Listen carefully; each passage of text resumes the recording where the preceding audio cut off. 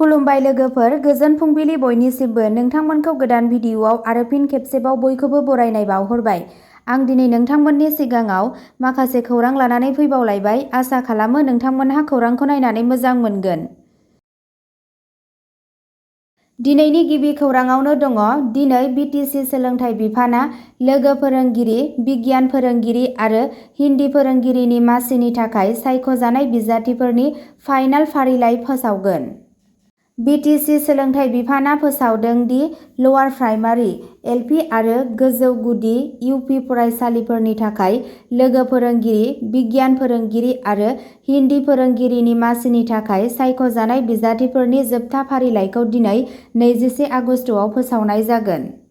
बे फारिलाइखौ मावख'आरि वेबसाइट www.education.bodoland.gov.in आव मोननो हागोन। जाफुंसार बिनायसाफोरा 22 आगस्तखालि बड'फा कालचारेल कमप्लेक्स क'क्राझाराव मोनसे फालिथायारि हाबाफारियाव थिसनथाइ बिलाइखौ रानना होनाय जागोन होनना खौराङाव मिथिनो मोननाय जादों। नैथि खौराङाव दङ। BTRनि CM प्रमद बर'आ खैराबारि फरायसालिमायाव गोदान मुगानि इनफ्रास्ट्राकचार बेखेवदों। ओनसोलाव सोलोंथाइखौ मख'जाथाव जौगाहोनायाव BTRनि CM प्रमद बर'आ मैया उदालगुरि जिल्लानि खैराबारि फरायसालिमायाव गोदानै जौगाखांनाय गोदान मुगानि बिथायारि सानज'थाइखौ बेखेवना होयो। जौगाहोनाय बिथायारि सानज'थाइनि थांखिया फरायसाफोरनो मोनसे मुलुग थाखोनि सोलोंथाइनि आबहावा होनाय, जाय गोदानथार सुबिदाफोर आरो फुंखाफोरजों सुजुजानाय। बे हाबाफारिया फरायसाफोरनि सोलोंथाइयारि जौगानाय आरो जौगानायखौ मख'जाथाव महरै बांहोगोन होनना मिजिंथिनाय जादों, जायजों बिसोर गावसोरनि आबुं गोहोसिम सौहैनो हागोन। बे बेखेवनाया ओनसोलाव सोलोंथाइयारि बिथायारि सानज'थाइखौ बांहोनो थाखाय BTCनि नाजानायाव मोनसे गेदेर माइल खुन्थिया आरो बड'लेण्डनि फरायसाफोरनो गुन गोनां सोलोंथाइ होनो गावनि रादायखौ दिन्थियो। थामथि खौराङाव दङ। BTR गोरोबथाखौ मावफुंनायनि मोजांनि थाखाय ओनसोलारि दोलोफोरा ज' जानायाव अजद गैया बुंदों लरेन्स इस्लारि बिथाङा। BTC बिसायख'थिनि सिगां BPF आरो UPPLआ ज' जागोन ना जाया बेखौ सानखांनायनि गेजेरावनो मंगलबारखालि क'क्राझाराव UPPLनि MLA लरेन्स इस्लारिया फिनजाथाय होयो। BPF, UPPL बायदि ओनसोलारि दोलोफोरनि खौसेथिनि बाथ्रा बुंनानै एबसुनि आफादगिरि दिपेन बर'आ होनाय बिबुंथिनि सायाव गिबि मन्थ्रि डक्टर हिमन्त बिश्व शर्माया फिनजाथाय होदोंमोन। बे आयदानि सायाव BTCआव सावरायबाय थानायनि उनाव मैया क'क्राझाराव UPPLनि MLA लरेन्स इस्लारिया बुंदोंमोन दि जेब्ला आं सानो BTR गोरोबथाखौ मावफुंनायनि मोजांनि थाखाय ओनसोलारि दोलोफोरा ज' जानाया साबसिन आरो सोरबा ओनसोलारि दोलोफोरखौ खौसे खालामनो हायोब्ला जोंहा जेबो हेंथा गैया होनना MLA लरेन्स इस्लारिया बुंदों। खौरांगिरिफोरा सोंनाय मोनसे सोंथिनि फिननायाव MLA लरेन्स इस्लारिया बुङो दि गासैबो सुबुंखन्थियारि दोलोफोरहा बिसायख'थि गेलेनायनि मोनथाय दं।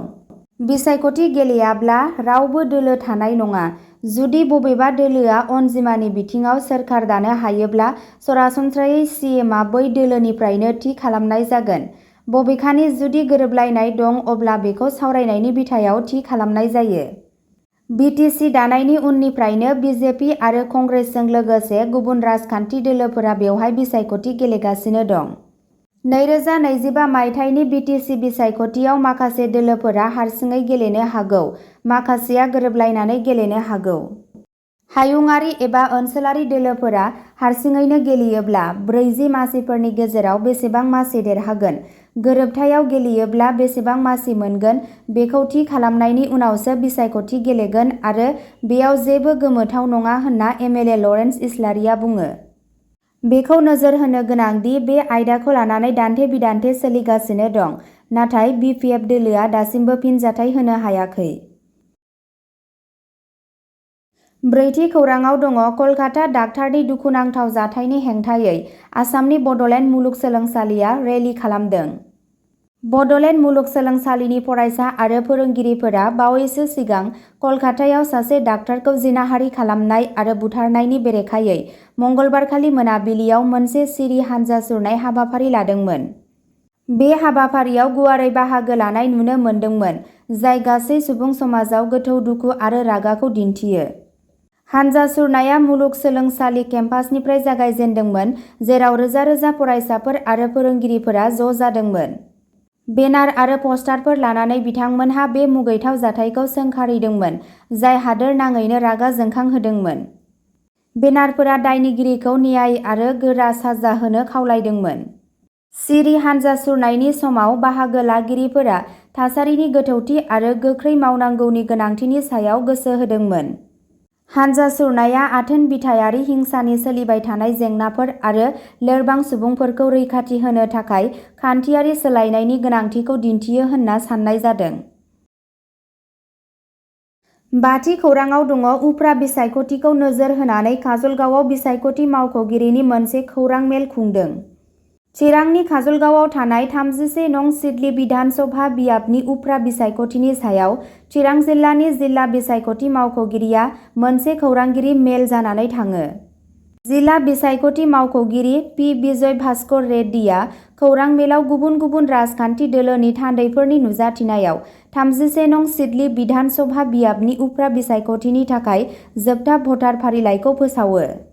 फोसावनाय जोबथा भट होग्रा फारिलाइयाव गासै भट होग्राफोरनि अनजिमाया 2,16,990। बेनि गेजेराव हौवा भट होगिरिफोरनि अनजिमाया 1,07,997 आरो आइजो भट होगिरिफोरनि अनजिमाया 1,08,989 आरो थामथि आथोननि भट होगिरिया 4। रायखांनो गोनांदि, रायजोनि गोदान बियाबनि फिन थि खालामफिननाय बियाबफोरनि उल्थायै उफ्रा बिसायख'थिया सिगांनि बिधान सभा बियाबफोरनि सिमा बायदियै खुंफुंजागोन। द'थि खौराङाव दङ दिनै 21 आगस्टआव भारत बन्द'। रिजार्भेसननि सायाव गोजौसिन बिजिरसालिनि बिथोनखौ लानानै दिनै 21 आगस्टआव भारत बन्द' फोसावदों। एस.सि.एस.टि थिखानायनि सायाव गोजौसिन बिजिरसालिनि बावैसो लानाय थिरांथानि बेरेखायै रिजार्भेसन बोसाव सोंखोर समितिआ 21 आगस्टआव हादोरनाङै बन्द' फोसावदों। बिजिरसालिनि बिथोन, जाय रायजोफोरखौ एस.सि. आरो एस.टि. सिङाव लेङाइ थाखो सोरजिनो गनायथि होयो, राजस्थान आरो बिनि बायजोआव एस.सि.एस.टि हारिफोरनि गेजेराव गुवारै जिंगा सिखांहोदों। जानो हाथाव दावराव-दावसिनि आसा खालामनानै आयेन बाहायग्रा एजेन्सिफोरखौ हाइ एलार्टआव दोननाय जादों। बन्द'नि समाव गासैबो जिल्लाफोराव पुलिस हान्जाफोरखौ गावसोरनि नुजाथिनायखौ बांहोनो आरो रायजोआरि थासारिखौ मोजाङै लाखिनो बिथोन होनाय जादों। बन्द'आ गासै राजस्थानाव एस.सि.एस.टि हारिफोरनिफ्राय मख'जाथाव मदद मोनदों। गोबां हान्जाफोरा बिजिरसालिनि थिरांथाखौ बोखारनो नारसिनदों होनना खौराङाव मिथिनो मोननाय जादों। स्निथि खौराङाव दङ आसामआ 1 सेप्तेम्बर 2024 निफ्राय जौनि बेसेनखौ खमायगोन। आसाम एक्साइज बिफानआ जौनि बेसेनखौ खमायनो फोसावदों। जौ लोंग्राफोरखौ रंजाहोनो हानाय मोनसे आगानाव आसाम आबखारि बिफानआ 1 सेप्तेम्बरनिफ्राय जौनि बेसेनखौ खमायनो फोसावदों। खाजोनाखौ जुक्ति गोनां खालामनायनि थांखिजों बे थिरांथाया बियार, वाइन आरो स्पिरिटजों लोगोसे गुबुन गुबुन जौ लोंग्रा मुवाफोरनि बेसेनखौ बाङाइ खालामगोन। सोदांनाय खाजोना फ्रेमवार्कआ जौनि रोखोम आरो बेसेननि सायाव बिथा खालामनानै गुबुन गुबुन एड भेल'रेम लेभिफोर आरो थि खालामजानाय बाङाइसिन बेसेननि थ्रेसहोल्डखौ सिनायथि होयो। ड्राफ्ट बियार, भारताव बानायनाय स्पिरिट आरो लाक्जारि ब्रान्डफोरनि बेसेना बथलसेयाव 214 रांसिम खमायगोन होनना खौराङाव मिथिनो मोननाय जादों। दाइनथि खौराङाव दङ आसाम सरकारा 50,000 रांसिम मुलाम्फाजों अभिनन्दन सोलोंथाइ लन साबसिडि बिथांखिखौ फिन सिनायथि होफिनदों। आसाम सरकारा 5 सेप्तेम्बराव अभिनन्दन सोलोंथाइ लन साबसिडि बिथांखिनि नैथि बिसान जागायनो थियारि जादों। बे बिथांखिया गोजौ सोलोंथाइनि थाखाय लानाय दाहारफोराव 50,000 रांसिम साबसिडि होगोन होनना खौराङाव मिथिनो मोननाय जादों। फरायसाफोरनि गोजौ सोलोंथाइनि लुबैनायफोरखौ हेफाजाब होनायनि थांखिजों बे बिथांखिया 1 एप्रिल 2020 आरो 31 मार्च 2024 मायथाइनि गेजेराव गनायथि होजानाय दाहारफोरनि थाखाय दाहार साबसिडिनि गेजेरजों राङारि हेफाजाब होयो।